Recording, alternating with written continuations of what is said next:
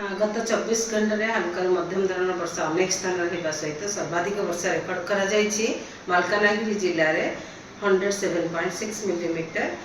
वर्तमान गोटे डिप्रेशन अच्छी west central adjoining north west bay of Bengal off north Odisha north Andhra Pradesh and south Odisha coast जोटा कि 180 किलोमीटर दूर रे अच्छी गोपालपुर ठारू आ तार मूवमेंट मोस्टली रहिबो वेस्ट नॉर्थ वेस्टवर्ड आउ क्रॉस करिबो आंध्र प्रदेश एवं साउथ ओडिशा कोस्ट विशाखापट्टनम आउ गोपालपुर मझीरे कलिंगपट्टनम पाखापाखी आज मिडनाइट रे क्रॉस कर संभावना अच्छी जहाँ फल कि आगामी 2 दिन पर्यंत वर्षा रहिबो आम जिले आम राज्य रे आगामी 24 घंटा पाइका हल्का मध्यम धरण वर्षा अधिकांश स्थान सहित हल्का मध्यम धरण वर्षा अनेक स्थान रहा सहित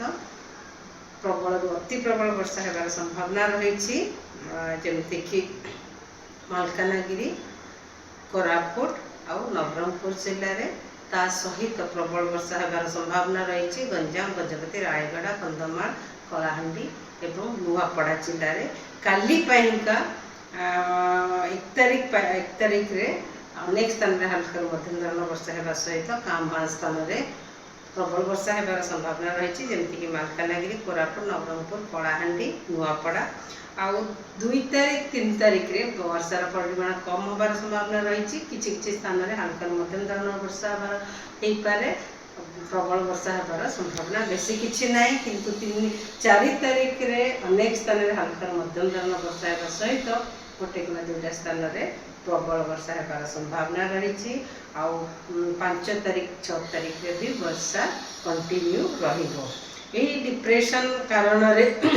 फिशरमैन वार्निंग दि जाइए साउथ ओडिशा कोस्ट पाइका फिशरमैन को जीवाक मना करा जाइए मोस्टली स्कली वेदर रही संभावना रही विंड स्पीड वर्षा सहित 45 to 55 gusting to 65 kilometre per hour south Odisha coast north Odisha coast 35 to 45 kilometre per hour gusting to 55 kilometre per hour आ पोर्ट वार्निंग दि जाइए साउथ ओडिशा कोस्ट पाइका local cautionary signal number 3 Gopalpur आउ पुरी पोस्ट पाई दि जाइए किंतु DC1 ईस्टर्न कशनरी सिग्नल नंबर 1 आमर दिखाई धमरा आउ पारादीप पोर्ट पाइका।